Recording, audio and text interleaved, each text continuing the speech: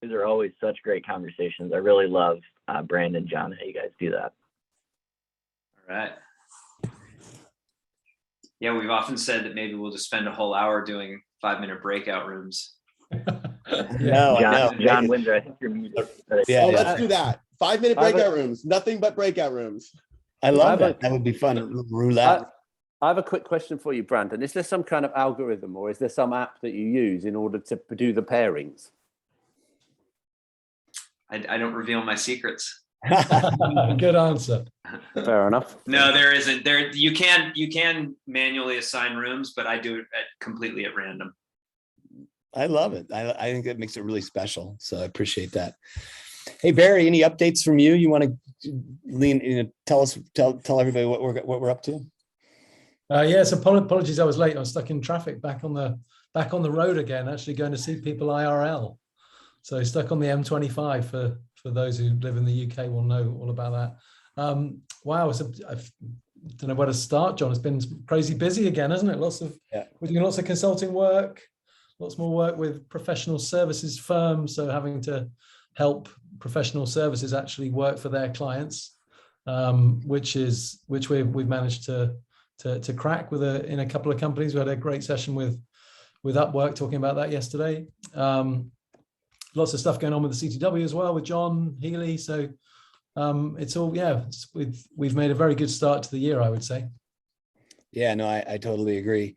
Hey, John Healy, any updates on CTW? I think what we're getting excited about is starting to put a little bit more structure together. I think a lot of questions have come of, what's the difference between OA and CTW, and who are the customers that we want to figure out? What are the services that are there? And we're trying to put some of that framework together. And certainly if people on the line have thoughts and ideas, I'm happy to hear that. But the people who have been leading work streams kind of running into this have generated so much information that, I think we're in a good page today. We just have that next wave of making sure we're aligned so that we can take this momentum and push ourselves forward. So excited about what's ahead and excited to share a whole lot more with this group. Yeah, that's great, John. So just as a reminder, the way that we're looking at the world and the way it's evolved is that Barry and I came together and merged Resource and Open Assembly and really focus on the demand side, right? Both the platforms and incumbent organizations to help them in the journey of adopting open talent solutions. And we're lots and lots of momentum there, as you can imagine, with the tech talent crisis and just the effects of the pandemic, but lots of great stuff. And then on the CTW side, everybody here on the call, is a part of, is really, the Center for the Transformation Work was the goal to transform work for 1 billion people by 2025. And I think one of the concerns we've had in our strategic conversations is, there's a lot of adoption going on. It's really, really exciting, but if the numbers are right that John Younger came up with in his research, that of the marketplace, only 25% of freelancers are full-time freelancers, and everybody else is doing side gig, that there could be a supply crisis here. And how do we make sure that there's better supply and workers get the kind of things they need to do the work that they're passionate about doing? And so really focused on separating those, and John Healy's been kind enough to lead the charge, doing an awesome job of that. Well, Barry and I are focused, and Barry's focused on the consulting, and I'm trying to focus on creating the book. The other thing that's happened is we're getting way more refined on the framework for the book, which has been really hard to do, because I think I always equate it, being an entrepreneur, I've had this happen a few times. You always feel like you're building the plane when you're trying to fly it.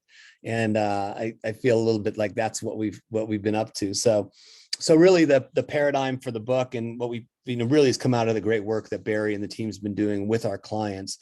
But it's really thinking about, the ultimate goal here is to create a networked organization where, thinking about talent as an ecosystem approach on a platform. And to do that, there are a few steps. The first step is building a center of excellence that can kind of do the front end of the assess, learn, and experiment. That's step one. Step two is to build an internal talent marketplace. Step three is to build an external talent cloud. Step four is to build your open innovation and crowdsourcing capabilities. And then step five is to, once you've kind of developed that, that networked organization is to pull it all together and scale and transform it. So we're down the path of that. I had a really amazing conversation. I think some of you might have caught the conversation I was having with Mike Tushman today. I've been really fascinated. I had a podcast last week with Jeff Schwartz, who is Balaji's boss's boss at Deloitte. He runs the Future of Work program. He just retired, and he joined Gloat as the head of strategy. And so he's got a really unique perspective into the internal talent marketplace. And I've been intrigued by what Gloat's doing, because I feel like that's one of the ways adoption is going to happen in the long run, because I feel like the biggest kind of roadblock for adoption of any new thing is the mindset and the culture that leaders have to, help mold.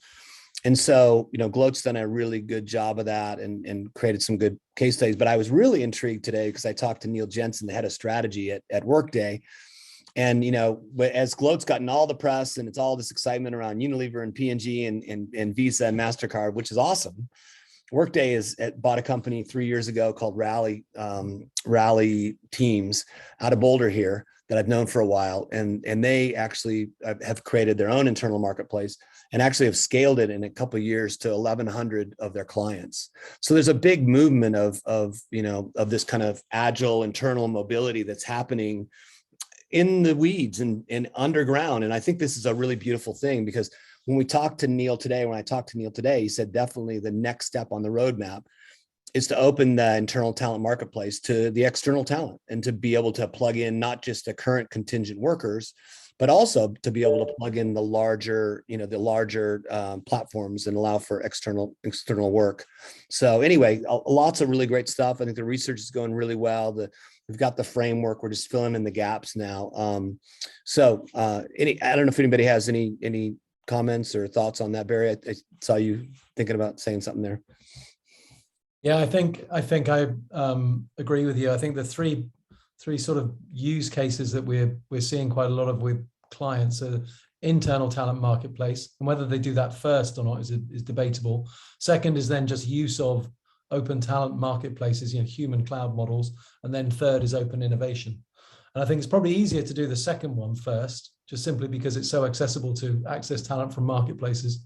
But I think you're right in that if you get the internal talent marketplace model right first, then you get your learnings from developing your own employees, your own skills, the culture of sharing and offering you opportunities using digital technology, then would make you more capable to be able to use human talent, human cloud, open talent marketplaces.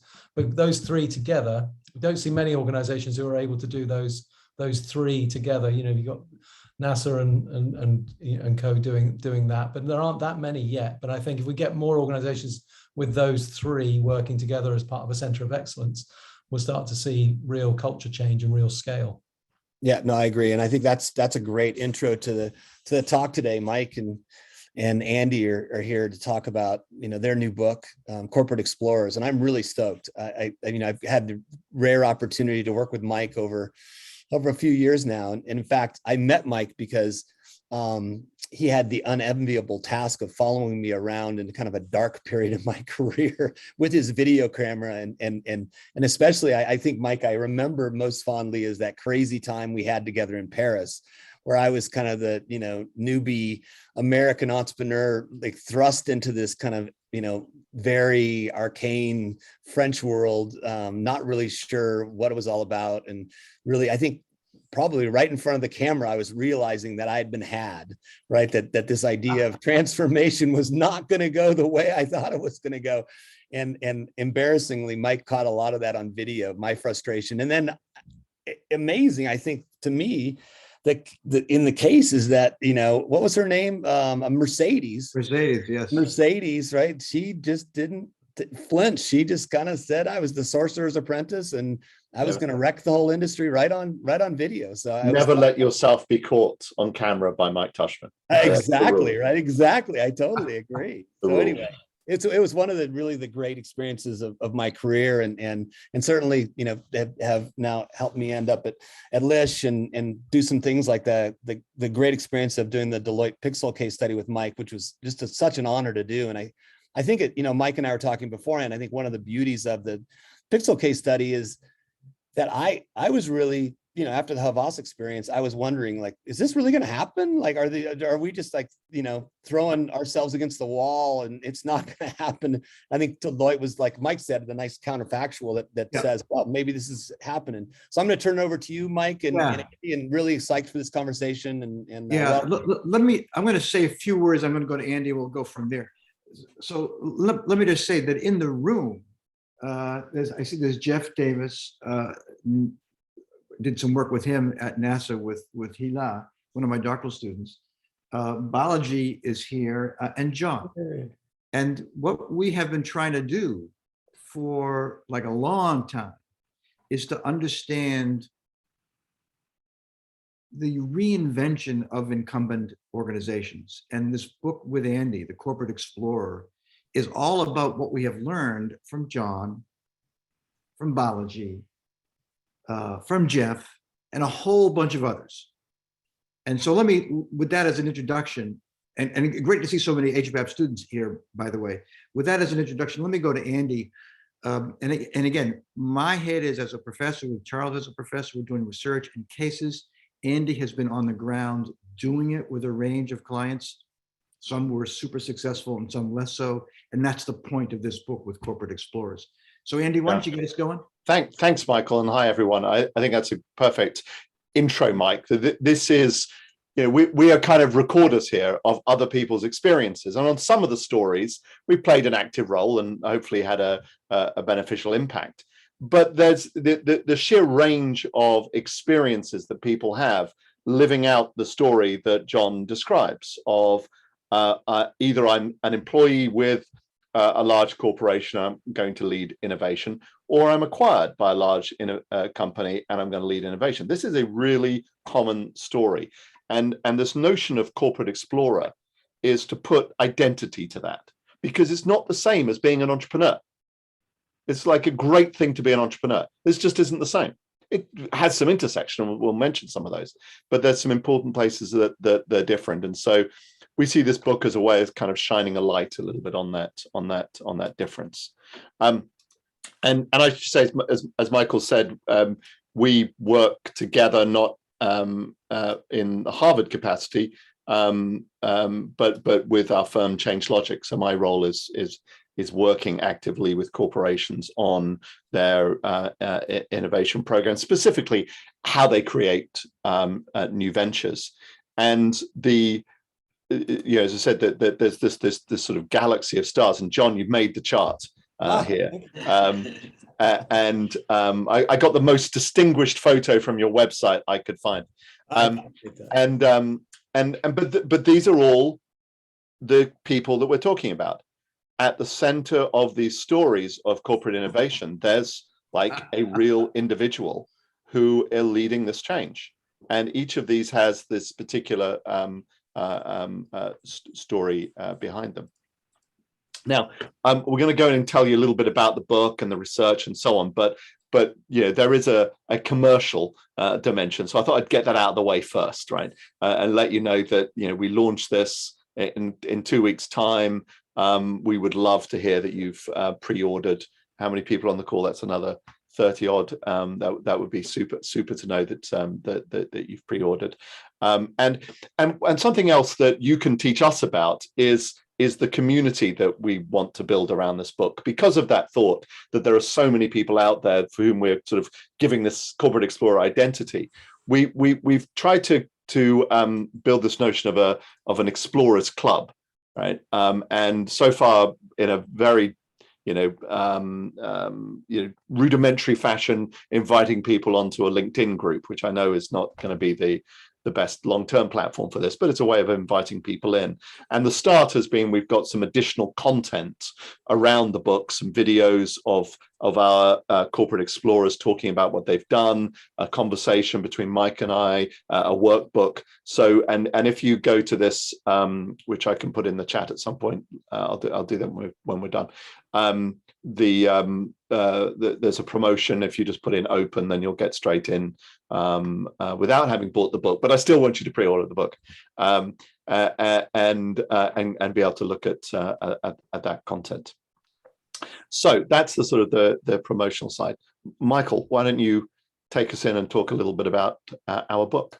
Great, great. So I want to sort of start with where John was a few moments ago. We did this video in Paris at Havas, and John discovered as an entrepreneur then at Vickers and Spoils that he had been had. It was one of those like, oh shit moments. Like, what has gone on here? When I talk to my academic colleagues, and like Rebecca Henderson, and a while ago, while Clay was still living, Clay Christensen, the take was that John Windsors and the Balaji's and Jeff Davises of the world are just not going to work. Give me some examples of incumbent firms like NASA, like Deloitte, like Havas, that can actually transform themselves. So the end of the movie in my world as an academic is pretty ugly. Andy, can we go to the next one? The next slide. And we have been working hard to provide a set of materials, a set of content to be able to give to the John Windsors, Jeff Davises, the Balaji's of the world, so that they don't end up like John, like, oh my God, what just happened here? That's the purpose of this book, Corporate Explorers. My book with Charles on Lead and Disrupt, that so many of you had with me, is targeted to C-level characters. It's targeted to, at Havas, it was, who was the CEO at Havas? John. David Jones? Yeah, David Jones. This book is now targeted, Corporate Explorers is targeted to the individuals in this webinar. It's targeted to you so that you're more effective than John, and kind of as effective that Balaji. The reason why we're so excited about the Deloitte case is Balaji is a fantastic counterfactual. He may want to come into this discussion later on, but one of the ideas that is foundational to all of my work and the work of Change Logic is organizations have to be able to exploit and explore simultaneously. It's not one or the other, but both. And as so many of you know, the impulse to exploit is fundamentally inconsistent and different than the impulse to explore. Andy, can you go to the next slide, please? So we have been trying to build this notion of structural ambidexterity, which is like a structural thing. And as I think about it, the structure, everybody, is super easy. The basic insight of my early work with Charles O'Reilly is you split exploit from explore. High differentiation, targeted integration with the stuff to leverage. That is at HBS. As we built Harvard Business School online, the last thing you would want the dean to do would to split that off because there's so much to leverage. It's faculty research and our brand. So that's what I mean by targeted integration. And the third issue is senior team integration, is building senior teams that can handle contradiction and paradox. And that's where most of our work has been with the most senior teams. And now with this book with Andy, the role of the explore person, the role of Jeff, the role of Balaji, the role of John, in shaping a context where they insist on winning. Can we go to the next slide, Andy? So this book is around answering to my colleague Rebecca Henderson. Hey, Mike, show me examples. Where's the beef on structural ambidexterity, and how the heck does it work? And it's not just a C-level issue. This is a book dedicated to explorers. And there are a whole bunch of them that Andy will talk about straight away that provides the basis for our work. Let's go to the next slide, Andy. And the beauty of our book, I want to actually, Andy, where its exploration is difficult. We have a bunch of examples in the book of how difficult this is. We got GE, we've got Havas, and we've got USA Today, and John, look at that suit, John. Oh my God, everybody wants to borrow John's suit here. I should have had a contrasting one. Now I realize. I apologize. That's all right. To me, the beauty of the book is it compares and contrasts the recipes. And let's go to the next one, Andy, where we have a whole bunch of counterfactuals and biology. And Jeff, I would love your voice here. Counterfactuals where it actually works. So that's the beauty of our book. That's why I'm so excited. I'm sort of tired of working at the C level. The vast majority of my AMP students, all of my HBAPers are corporate explorers. And this book is an attempt to speak to the explorers in the context of their larger organization. So it's as much a story of biology as it is for his leaders, Pete and Dave, David, who are colleagues of biology. So this is a story of Jim Peck, Carol Kovac, and biology as much as it is to their leaders. So let me go to Andy, who will talk more about the specifics of our learning around building organizations that can explore and exploit in incumbent settings. Thanks, Mike. Yeah, so I'll just give you a little bit of a taster of our point of view on some of these points that Mike's teed up, and in a sense, starting with this chart to say that there are firms that sort of defy the conventional wisdom, right? The notion that you can do corporate innovation like it's an oxymoron. My dad was in the Royal Air Force, and he used to say that military intelligence was an oxymoron, right? And corporate innovation is in the same bucket for most people, right? And it turns out that there are companies sort of hiding in plain sight that are actually doing it all the time and doing it successful. So this made us curious about, well, what's the difference between them and the other examples? And we kind of started with live corporate explorers. These are not explorers that have made as much progress yet as Balaji or as Jim Peck that we'll talk about, but they're like in motion right now. And some of them are entrepreneurs, like Gyoki Matsuoka at Panasonic. She was in the founding team for Nest, so she's a serial entrepreneur. But she and Christian and Kevin all chose to take forward their venture from inside the corporation, right? And in some cases they really compared the two alternatives. Christian had two VC firms lined up to back his idea for a digital risk sharing community for insurance in starting in Hungary. Now he's expanding it to 5 countries, and he chose to go inside to do it.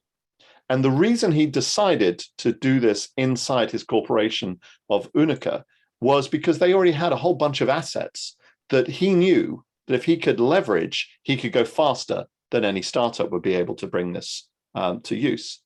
And so these leaders are kind of like entrepreneurs, and they have this difference that they're going to take some of what they do from the existing business, and they're going through a typical entrepreneurial journey. They're going to ideate some around how do they solve a big customer problem. They're going to do the great incubation stuff. And we love collaborating with our friend Steve Blank on this. He gave us a language around business experimentation, right? And then once you've got a validated business, you can take it to scale. This is the logic of entrepreneurship to some degree, a little different in the case of corporations, but it's also very much the same. But as Mike said, there's the other experience that says that it's hard. And John knows this personally, but Bill Rue is a fascinating story, right? Bill Rue, GE Digital, Predix, that some have heard of, an attempt to make GE a top 10 software company and to create it sort of the first of a kind data platform, data analytics platform for industrial machines and manufacturing environments. Really bold vision, directly from the CEO, directly from the board. Right. So this is one of our most fundamental beliefs about how to do corporate innovation well, is you must have the CEO's support. Well, hey, it turns out that that's not enough in any of these 3 cases, right, John? That of alone is just not enough. It wasn't enough for Bill Rue, who ultimately, after 6 years, Jeff Immelt gets fired, his unit gets wound up, and it's, although they are still active in the space, nowhere near with the same scale of ambition that they were when he started. And so there's something else going on. And we in the book, we talk about this as being sort of the silent killers of exploration, that there are a set of things going on that unless you're savvy to, you're going to get caught out, exactly as John says it. And so the first one is around this need to preserve the core professional identity. For John, it was around how you do advertising, creatives in an advertising agency. For Bill Rue, it was that GE was a finance firm. All of these managers schooled in how to do fantastic finance, managing assets, sweating assets, not exploring into uncertain spaces.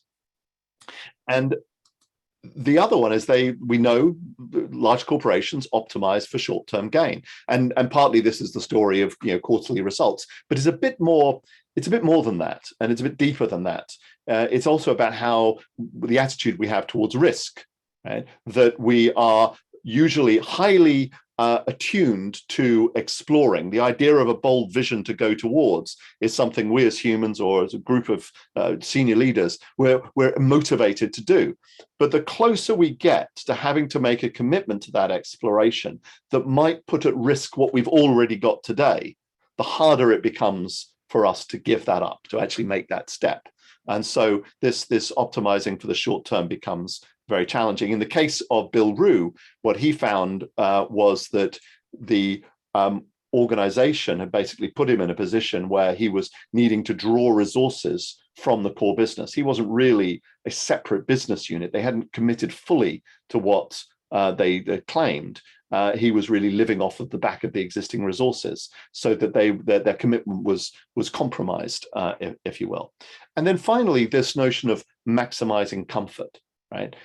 Jeff Immelt made these decisions for a reason. And this reason, I spend most of my time working with CEOs, senior teams on this problem.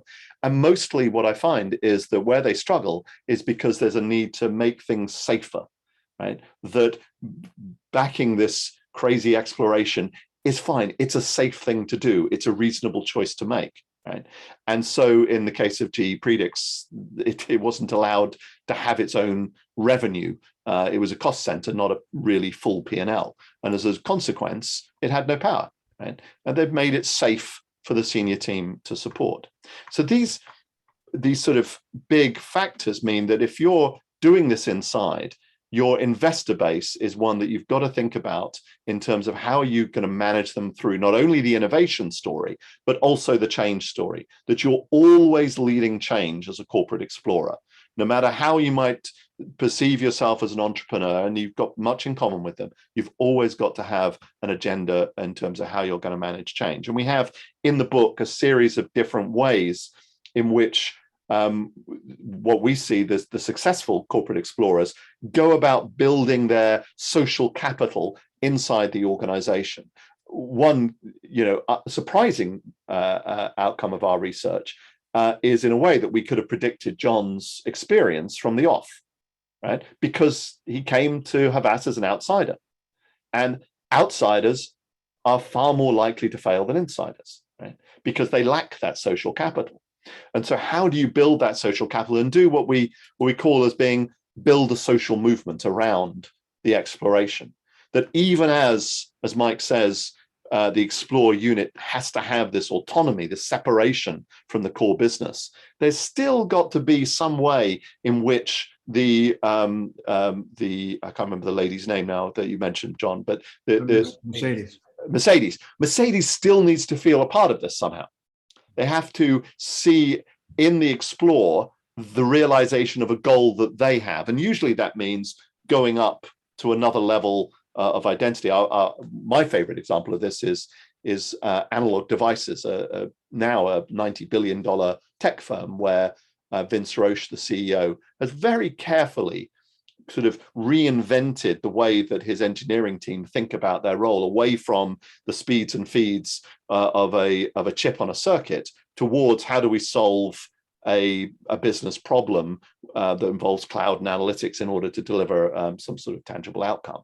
And that story that he's told has given his core business a story about the future that they understand and see themselves as a part of, but has also allowed him to create some really exciting new ventures, including the one we feature in the book of Kevin Carlin and condition-based monitoring. But in healthcare, there's a very important one that came to scale in 5G, software-defined radio that we talk about. So this notion of how do you create a social movement that gives the core business a stake in the Explorer is critical to their success. And so we were able in the book to talk about some stories that lead to really scaled business. And Balaji, thank you very much for your collaboration on the book. And we featured not the scaling part of your story, but part of the incubation story. But with Carol Kovac at IBM, this was my first introduction to this work with Mike 20 years ago, and we built a multi-billion-dollar business inside of IBM. But in the book, we tell the story of Jim Peck. Jim, starting 2001, 2002, inside LexisNexis legal news information, building what is now a multi-billion-dollar risk analytics business. Okay? And Jim does this by combining assets. There's no sort of, one of the problems we get into with our work is this religion between all acquisition, all M&A, as opposed to all about doing it organically and building from within. And what Jim and Carol and I don't know whether you've gone this way as well, Balaji, show is that it's a combination of assets. The ones that scale successfully are the ones that build a path towards a venture ambition. And so they've got to find a way to access customers so that they've got some way of getting to market. They need capabilities often beyond the core. In the case of analog devices, their core is software. In the case of LexisNexis, it's all about how do they get the software to do data analytics. And capacity, how can you serve an ever-increasing marketplace that you want to have? And how do you do this not in just one way, but through a series of different steps? And this again is sort of running a little bit of counter to the culture that sometimes prevents corporate explorers being successful. So we take you through these stories: ideate, incubate, scale. How do you manage change? And sort of try to pull it together as a story about the different steps that these corporate explorers take to be successful. And it's I think a powerful story and a useful one, but it's an emerging one. We don't claim to know everything about how to do this, and we're very keen to learn, and we have further plans. So if there's other experiences that we can add as we go forward, we're very keen to learn about those as well. That's really great. For you too. Mike, anything else to add? Oh, I think you're on mute, Mike.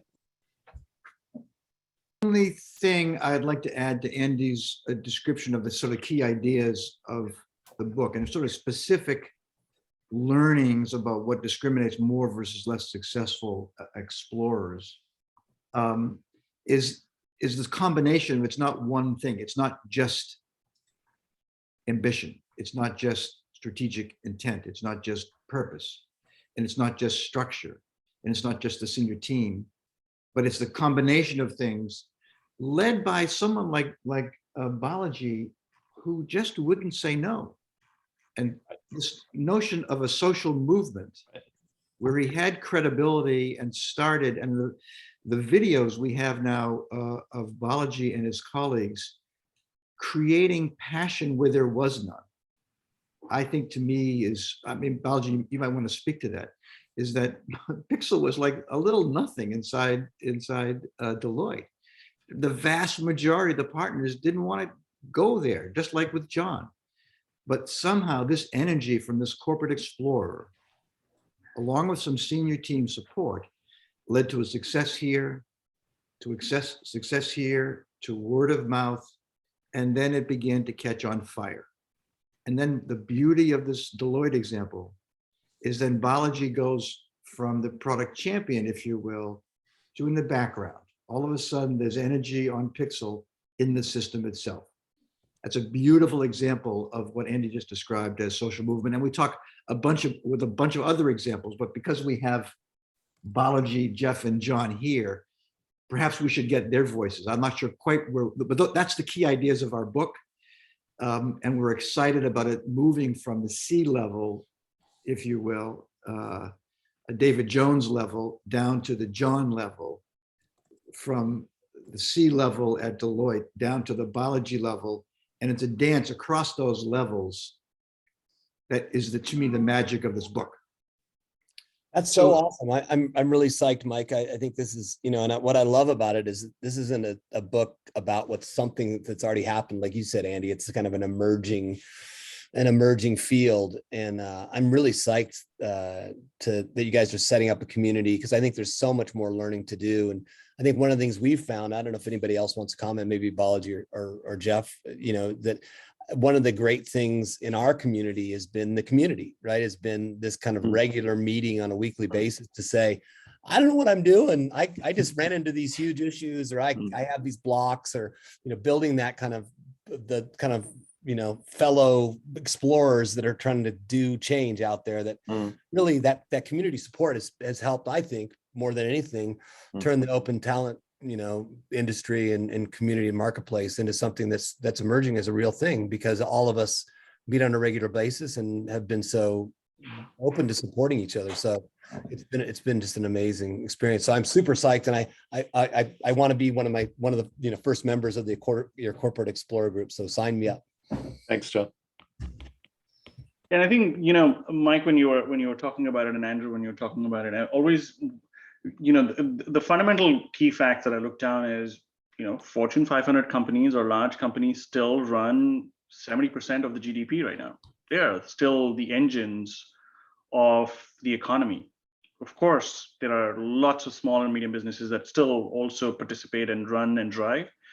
But that fact hasn't changed for decades now, which means that there is something that's always been happening in these companies for them to have sustained, for them to have grown, for them to have changed along with the technology wave, the data wave, the digital wave, the AI wave. So something's always happening. It's just that I think now there's just greater recognition that there are lots of people in literally every company that are driving this change.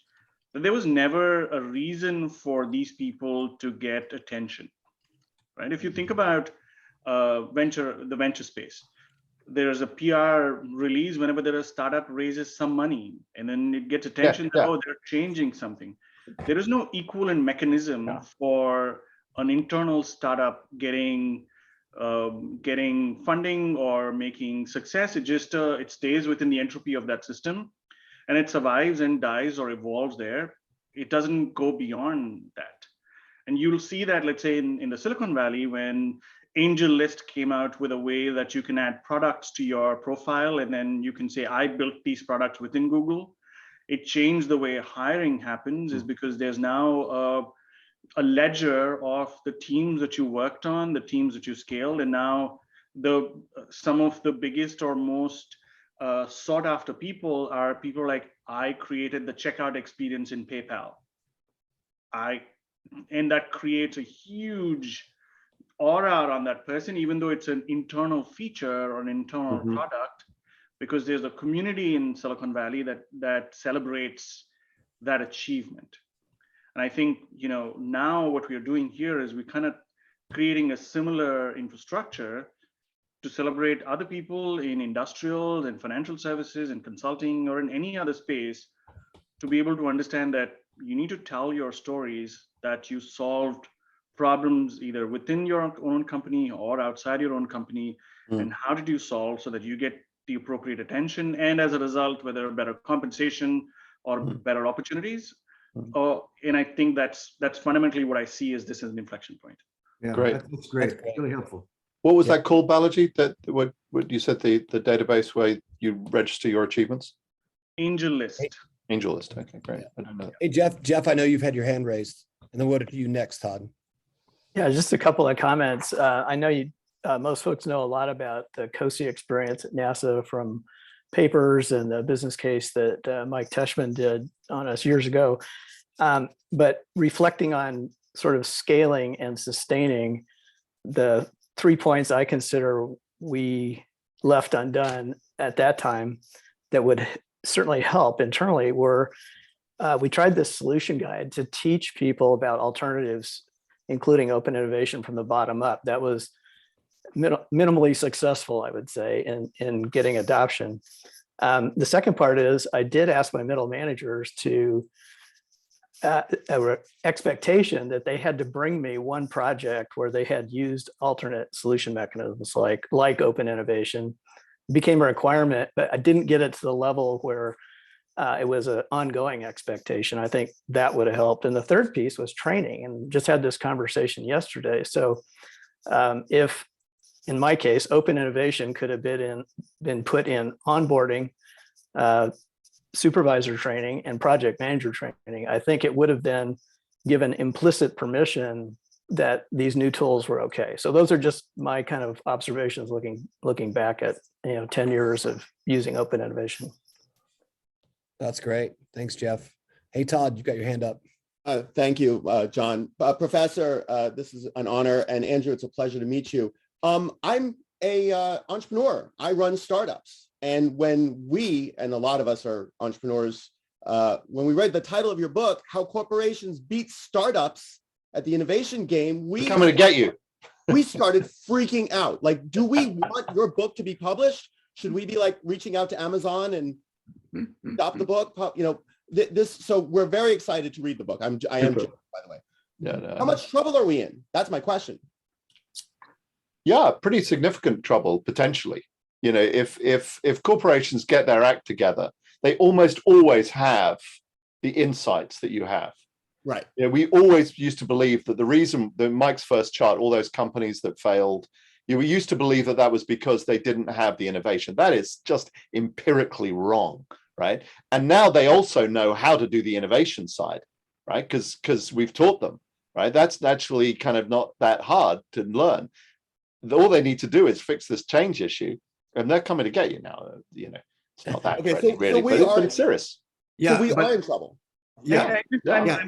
I'm always very concerned when the conversation becomes, for a long time, it is startups are going to come and disrupt large companies, they're going to destroy them, and now large companies are going to come and destroy startups. I just feel there is no function for that conversation. It just doesn't make any difference to any user to see who's going to eat whose lunch. There's more than enough food on the table for everybody. And that is one of the reasons, one of the things that we did at Deloitte is I'm not going to use these terms of exponentials and disruptors, and it creates this class within the companies where the innovators are the smarter people, and then the people who are actually making the money are the dumb morons. Whereas those dumb morons are the ones who are paying the innovator's salary. I just think these divisive terms have no function beyond the thing that. What vocabulary do you use? What terms do you use? Because that's a cultural thing that's important. Talk about utility. What are you building your product for? What problems does it solve for your customers? And if it is better than somebody else's product, then say what it's better for. The hyperbole around that just gets attention and nothing else. I'm sorry. Go ahead, please. That's wonderful. Yeah, no, I think that's great. All right, there's another question. Pavitra, you're up. Oh, is she stuck? Might have froze. Yeah. Froze. Oh no. Okay, we'll call her. Mark. No, who's up next? Yeah, Mark, go. Yeah, I was just going to add to Balaji's point, actually, which is this, and I have some first-hand experiences. I saw that you had RBI, which used to be Read Business Information, the publishers of Flight International, and then became Flight Global. And I was party to that kind of transformation about 15 years ago, because I had a business which was providing what at the time we called outsourced services, but actually was one of the first examples I ever saw of open talent, and worked with Jim Muttram, who was then the managing director of that business. And the reality is that whilst you had all the resources and the power of that enterprise, actually that transformation wouldn't have been possible without some quite agile entrepreneurial businesses that were also participating in that. But I was very pleased to see that made it into this is a great story that, again, we don't talk about. It's an amazing story at RBI. I probably don't talk about it enough as well. And this guy, I can't remember his name, Mark, what's the CEO's name? Don't know, it'll come to me. He does this repeatedly. He has, like, as Mike would say, a recipe for this. And he's not at that point the CEO, he's just running the UK business. And he figures out how to take these 100-year-old assets and turn them into a digital business. It's a tremendous story. totally tremendous. The one thing I want to come back to on Balaji is he's absolutely right. We shouldn't be so childish as to enjoy these titles. I totally agree. However, people need a license to explore in large corporations, right? And it's this tension between something that gives you license and then the individual entrepreneurship, which is the same in a corporation. All of these people that I showed, they didn't get given this job, they took it. Just like an entrepreneur, you don't get assigned this job, but you need some license to make progress. That's a great point, Andy. Our link, last question. Thank you. Save the best to last, maybe. Yeah. So the concept of being inclusive and having an inclusive culture is not a new concept, but the concept of how and advocacy causing so much kind of contention right now and not a lot of consistent agreement. How would you advise somebody that specializes in human capital development and advocacy to transcend all the face of advocacy or the face of the contention behind it? How would you advise to transcend that gap and start to build more important models around advocacy in this space? Mike? Yeah, my first reaction is, first of all, great question. I want to sort of go back to Balaji's notion. I thought Balaji was super quiet, and he didn't do a whole lot of talking. He let the clients do the talking. And once you see the clients as your advocate, the sort of outside in change, this actually works. That is a powerful way to get advocacy. It is not that Balaji is pushing this. He's producing something that these clients wanted.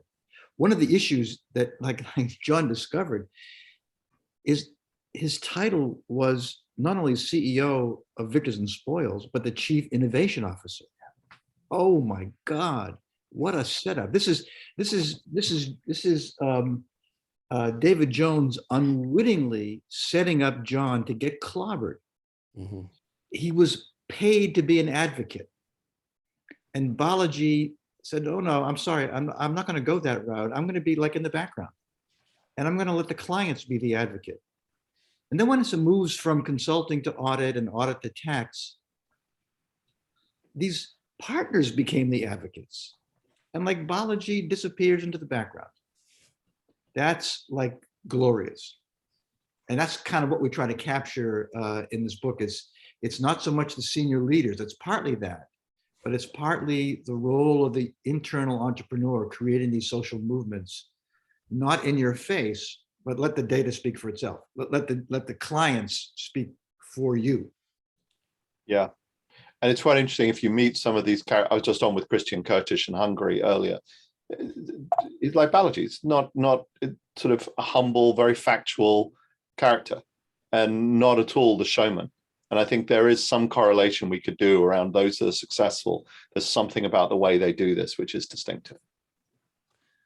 Oh, man, there's so much to talk about here. I'd love for this conversation to continue, but I know we're at our time. So Mike and Andy, I hope you guys can come back because this group really loves what you're doing. And I hope that you guys set up something similar, a community call on a regular basis. And likewise, we've had a lot of great experiences as a group here in the last 3 years and really would love to help any way we can to, see this Corporate Explorer idea, get off the ground and you guys build a community, because I think it's really essential to our work. Anybody that decides that they want to run a center of excellence for open talent inside a company is certainly a corporate explorer and has to learn the tools to do that, right? And I think a lot of the failures are they might be subject matter experts, but don't understand the kind of the cultural and mindset shifts and how do they support that change. So really, really grateful for you guys to lead this conversation and look forward to kind of collaborating with you guys.